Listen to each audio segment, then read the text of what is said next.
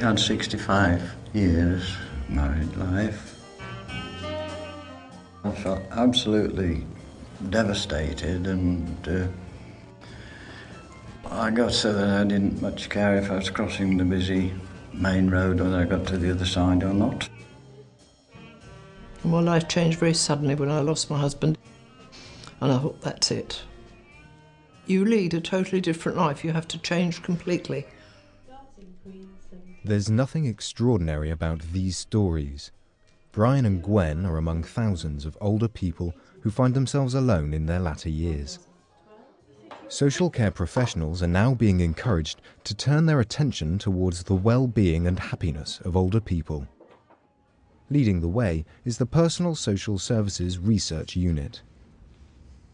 Wellbeing is an important concept in social care because it gives us a way of understanding what the impact of services are. The challenge, I would say, is in terms of how we actually measure what wellbeing is. It's one of those concepts, like quality of life, that's pretty easy to say and trips off the tongue, but understanding what it really means is the challenge. And so there's been, I think, a fair amount of work now about how we could go about measuring those things in a systematic way, in a way that means that we could actually make comparisons. The need to promote well-being is something that's been recognised in Dorset, a county where almost a third of the population is over the age of retirement. Projections say that by the year 2020, I think it is, our number of 130,000 of retired age will be up to 160,000.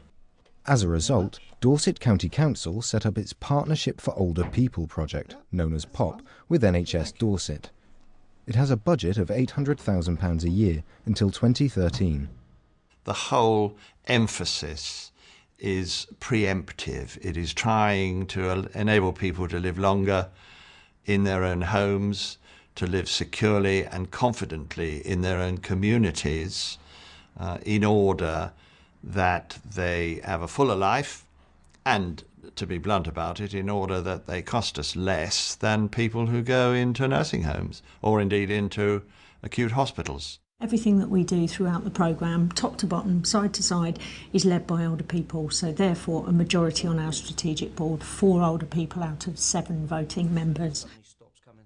The majority of the budget goes on the Wayfinder programme, where older people are paid to help others get advice and support. I'm quite happy for the Wayfinders to promote what they're doing and actually to signpost people to the service. But here they're meeting to discuss issues that have come up in their own communities. It would be a way of keeping us up to date of what's going on. It's a really good idea. And as I said to the meeting yesterday, the whole of the WRVS... A smaller element, with a budget of £35,000 a year, is the Community Commissioning Fund.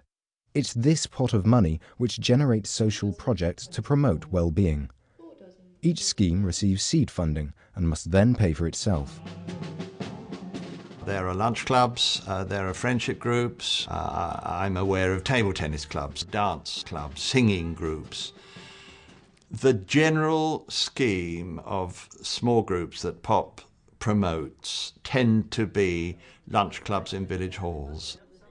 So for our initial upfront investment of approximately £2,000, it varies in every case, we have a group that is self-sustaining and is looking after 30, and in some cases 40 people, and making sure that they have both a social time and a really high-quality meal.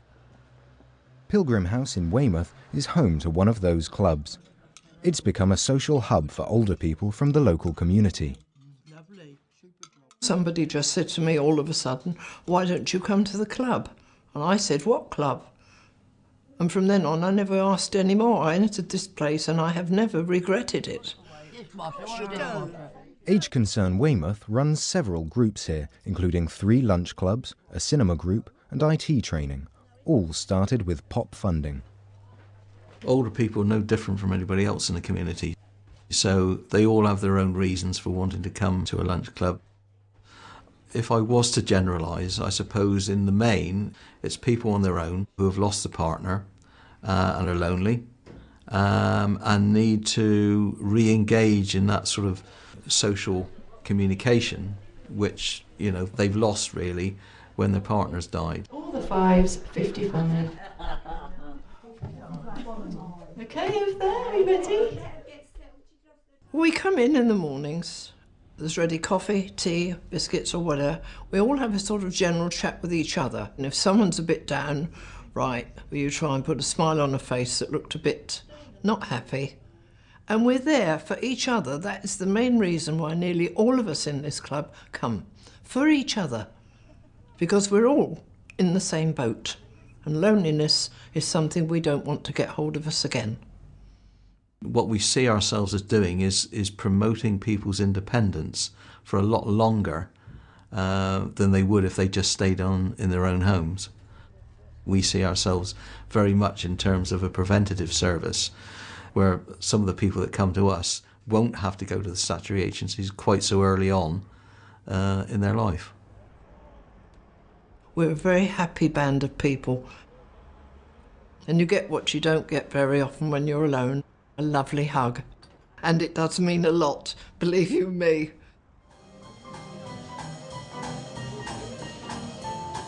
Another POPP-funded project has changed the life of 88-year-old Brian, who became depressed and isolated after losing his wife.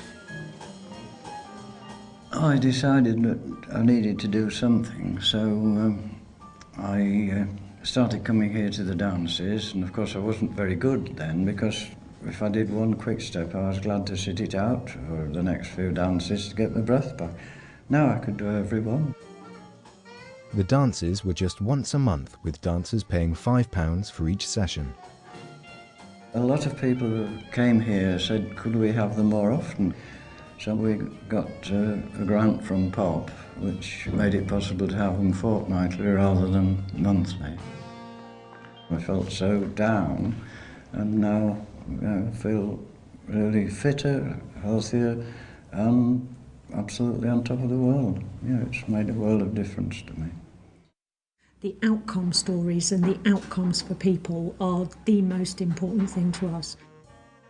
A study is currently taking place to see where savings have been made in Dorset. The results will be published in the spring of 2011. The cost-benefit analysis we're doing so that we can demonstrate that actually these benefits also equate to cash savings at the end of the day. It's early days and there's more work that needs to be done, but we are beginning to get some indication of what the cost effectiveness of different types of services are. And it's certainly the case that some of the low-level kinds of services that social care is providing do indeed improve people's well-being and are generally relatively low cost. So there is some indication that they can be cost effective.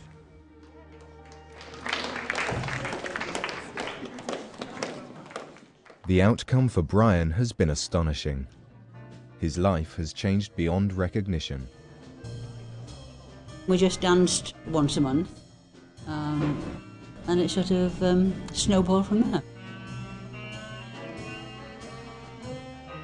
We have so much in common, and I think we find strength in each other. We spend so much time together, and our interests are the same, sort of jazz and dancing and music generally. We've now decided to become permanent partners, and I've got my bungalow up for sale at the moment. I think it's transformed both our lives, really, and I hope it does so for a long time to come.